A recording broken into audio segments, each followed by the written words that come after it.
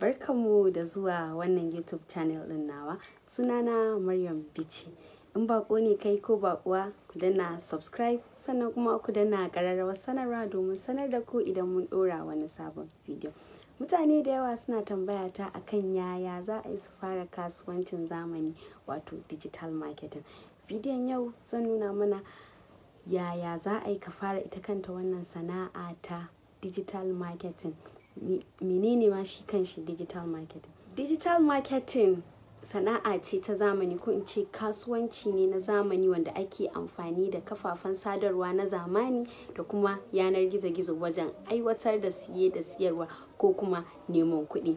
Sannan ya yi extending ma har zuwa amfani da kayayyaki na fasahar zamani irin su kamera, abar ɗaukar hoto, talabijin, wayar hannu, kwamfuta da dai sauransu shine digital marketing.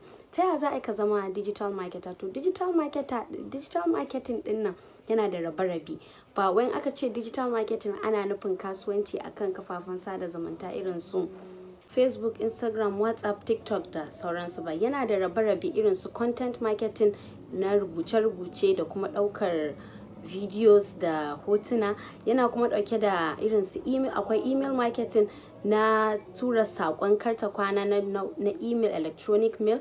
Sannan akwai kuma e-commerce marketing wa zallar siye da siyarwa akan kafafen shafukan intanet wato shafukan yanar gizo-gizo.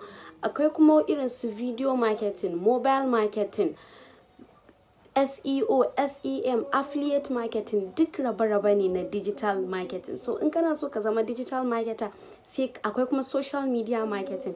So in kana so ka zama digital marketer, sai ka zaɓi ɓangare ɗaya daga cikin waɗannan kai focusing akai kai wato ka nema niche ka zama ƙwararre a wannan ɓangaren sai ka ringa harkokinka akai. Sannan digital marketing kuma za ka iya zama kai a karan kana da wannan skills ɗin na digital marketing da za ka ringa ba da services ɗinka wato ka zama kamar personal brand ko kuma ka ringa offering freelancing. Sannan kuma kamfaninnika za su iya ɗaukar ka a matsayin ka na ƙwararre a ɓangaren digital marketing ɗin nan su ringa biyan ka kana aiwatar musu da al'amurorinsu na kasuwancin kafar sada zumunta. Sa'annan kuma shi digital marketer again in kana da wannan skills ɗin za ka iya sai da knowledge ɗinka wato za ka ringa sai da iliminka kana creating content shima kana consultation kana coaching kana samun kuɗaɗe daga wannan. A wannan bidiyon anan zan bar mu sai bidiyo na gaba insha Allahu zan zo mana da zamu focusing akan ɓangaren social media marketing. Ta yaya ake samun kuɗi da ayyukan yi a ɓangaren social media marketing. Nagode, taku Maryam Bichi.